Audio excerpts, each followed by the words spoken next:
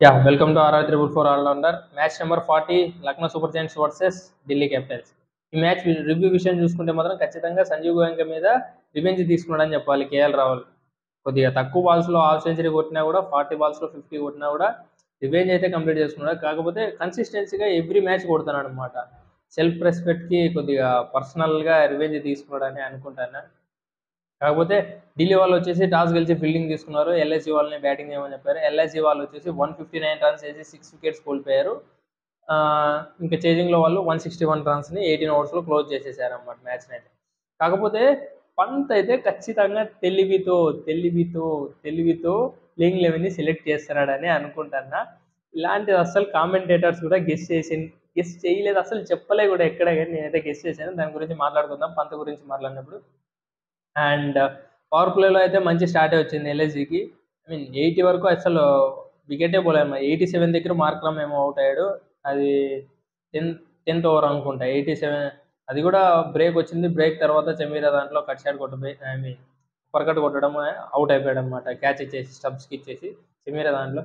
కాకపోతే చెమీరా వేసిన ఫస్ట్ బాలే ఐపీఎల్ 2025లో తను ఇంకా ఈ మ్యాచ్లోనే గేమ్ ఆడుతున్నాడు. ఫస్ట్ బాలే 6 కొట్టాడు అనమాట మిచెల్ మార్ష్.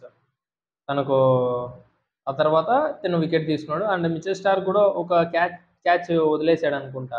మార్క్ ఉంది 52 రన్స్ చేసి 33 బాల్స్లో 52 రన్స్ చేసి 3 ఫోర్లు, సరే 2 ఫోర్లు 3 సిక్స్లు కొట్టాడు అనమాట. అండ్ మిచెల్ మార్ష్ కూడా మంచి స్టార్ట్ ఇచ్చాడు. 45 రన్స్ కొట్టాడు, 3 ఫోర్లు 1 సిక్స్తో. అండ్ పురాన్ అయితే మంచి స్లోవర్ వన్తో అవుట్ చేశాడని చెప్పొచ్చు అనమాట మిచెల్ స్టార్క్ అయితే. అండ్ మార్ష్ని కూడా మంచి యార్కర్తో అవుట్ చేశాడు అనమాట ముఖేష్ కుమార్. అండ్ అబ్దుల్ సమాదన్ కూడా మంచి తెలివితో, ఎదురుగా వచ్చే బాల్ని పట్టుకోవడం అంటే చాలా కష్టం కాబట్టి తను కూడా తనే బౌలింగ్ చేసి తనే క్యాచ్ కొట్టాడు. అక్కడ కూడా ముఖేష్ కుమార్నే ఒప్పుకోవచ్చు అనమాట. అక్కడ తన్ని ఆ ఓవర్ మొత్తం ఇబ్బంది పెట్టి ఇంకా లేదు కొట్టాలి ఇంకా ఆడాలి అనే టైంలో అవుట్ అయిపోయాడు అనమాట. డేవిడ్ మిల్లర్ 15 బాళ్ళకి 14 రన్స్ మాత్రమే వేశాడు. తనైతే అసలు షాట్స్ అనేది కనెక్ట్ అవ్వట్లేదు.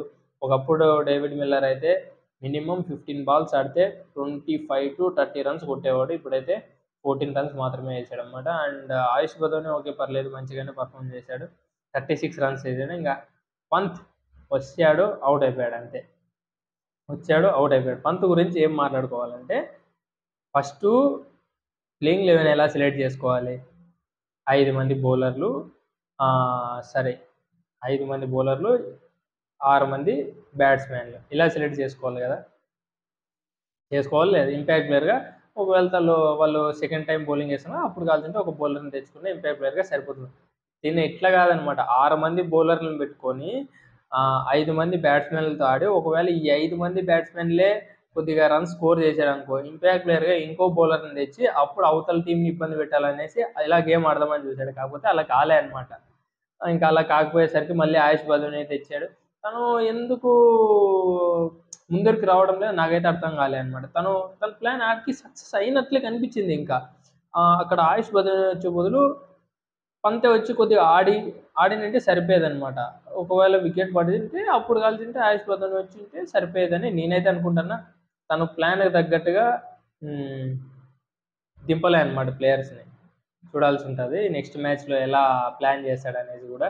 అండ్ బౌలింగ్లో అయితే అక్షర్ పటేల్ అయితే పవర్ ప్లేలోనే తను 4 ఓవర్స్ కంప్లీట్ చేశాడు అనమాట. 7 ఓవర్స్కి తనే 4 ఓవర్లు కంప్లీట్ చేశాడు. మంచిగానే పర్ఫామ్ చేశాడు అనమాట. 4 ఓవర్స్లో 29 రన్స్ ఇచ్చాడు. ఒక వికెట్ కూడా తీసుకోలేదు. కాకపోతే మంచి ఎకనమీతో బౌల్ చేశాడని చెప్పొచ్చు. 7.2 ఎకనమీతో మంచిగానే బౌలింగ్ చేశాడు. ఫస్ట్ 7 ఓవర్స్లోనే 4 ఓవర్స్ కంప్లీట్ చేసుకున్నాడు అనమాట. అండ్ మిచెల్ స్టార్ కూడా లాస్ట్ మ్యాచ్ అయితే కొద్దిగా రన్స్కి వెళ్ళాడు. ఈ మ్యాచ్ అయితే మంచిగానే పర్ఫామ్ చేశాడు. 25 రన్స్ ఇచ్చి ఒక వికెట్ తీసుకున్నాడు. And Mukesh Kumar top top top top top player అని చెప్పొచ్చు అనమాట. 33 రన్స్ ఇచ్చి 4 వికెట్స్ తీసుకున్నాడు. మంచిగా పర్ఫామ్ చేశాడు. అండ్ చమీరా కూడా ఇదే ఫస్ట్ మ్యాచ్ ఆడుతున్నాడు కాబట్టి 25 రన్స్ ఇచ్చి ఒక వికెట్ మాత్రమే తీసుకున్నాడు. అండ్ విప్రజ్ నిగమ్ కొద్దిగా ఫీల్డింగ్లో ఎక్కడో కొద్దిగా ఫెయిల్ అవుతున్నాడు. తన కాన్సన్ట్రేషన్ డిప్ అవుతుందేమో అనుకుంటున్నా నేనైతే. ఒక ఓవర్ మాత్రమే వేసి 14 రన్స్ ఇచ్చాడు. అండ్ కుల్దీప్ యాదవ్ 4 ఓవర్స్లో 33 రన్స్ ఇచ్చాడు అనమాట. అండ్ ఢిల్లీ బ్యాటింగ్ చూసుకుంటే మాత్రం వీళ్ళకి కూడా పవర్ ప్లేలో మంచిగానే స్టార్ట్ వచ్చింది. కరుణ్ నాయర్ 4th ఓవర్లో అవుట్ అయ్యాడు. అప్పుడు దాకా అయితే మంచిగానే స్టార్ట్ అయింది అనమాట. ఎయిట్ బాల్స్లో 15 రన్స్ ఏం చేశాడు. ఆ తర్వాత రెండు బౌండరీలు ఒక 6 కొట్టాడు. ఆ తర్వాత అవుట్ అయిపోయాడు అనమాట. అండ్ ఆ తర్వాత కేఎల్ రాహుల్ అయ్యుండొచ్చు, అభిషేక్ పూరల్ ఆడుతున్నాడు ఆ టైంలో. కేఎల్ రాహుల్ ఏం చేస్తున్నాడు, సింగిల్ ఇస్తున్నాడు. కేఎల్ రాహుల్ ఫస్ట్ 10 బాల్లకు గాను 10 రన్స్ మాత్రమే, ఐ మీన్ 11 బాల్స్ గాను 9 రన్స్, 9 బాల్స్కి 11 రన్స్ అట్లే ఉన్నాడు అనమాట. 101, 102 స్ట్రైక్ రేట్తోనే ఉన్నాడు. ఆ తర్వాత అభిషేక్ పూరల్ మంచిగా పర్ఫామ్ చేశాడు. 36 బాల్స్లోనే 51 రన్స్ వేసి 5 ఫోర్లు ఒక 6 కొట్టాడనమాట. ఆ తర్వాత కేఎల్ రాహుల్ కూడా మంచిగానే పర్ఫామ్ చేశాడనమాట. స్ట్రైక్ రేట్ 135 ఉన్నా కూడా చేజింగ్లో కాబట్టి స్కోర్ ఎంత కొట్టాలో తెలుసు కాబట్టి ఆల్రెడీ ఓకే పర్లేదనమాట. 135 స్ట్రైక్ రేట్ ఉన్నా పర్లేదు. అదే ఫస్ట్ బ్యాటింగ్లో ఇలాంటి పర్ఫార్మెన్స్ అయితే తన సైడ్ నుంచి ఎక్స్పెక్ట్ చేయకూడదు. సెకండ్ బ్యాటింగ్లో కాబట్టి ఓకే పర్లేదనమాట. 42 బాల్స్లో 57 రన్స్ చేశాడు. అండ్ ఇంకా అక్షర్ పటేల్ అయితే టాప్ నాచ్ బ్యాటింగ్. 20 బాల్స్లోనే 4 సిక్స్లు కొట్టాడండి. 4 సిక్స్లు ఎటోని కట్ట వాంచి పారేస్తానమాట. శార్దుల్ ఠాకూర్ అయ్యుండొచ్చు, అక్కడ ఆవిష్ ఖాన్ అయ్యుండొచ్చు, ఎవడేసినా కూడా వాంచి పారేస్తానమాట.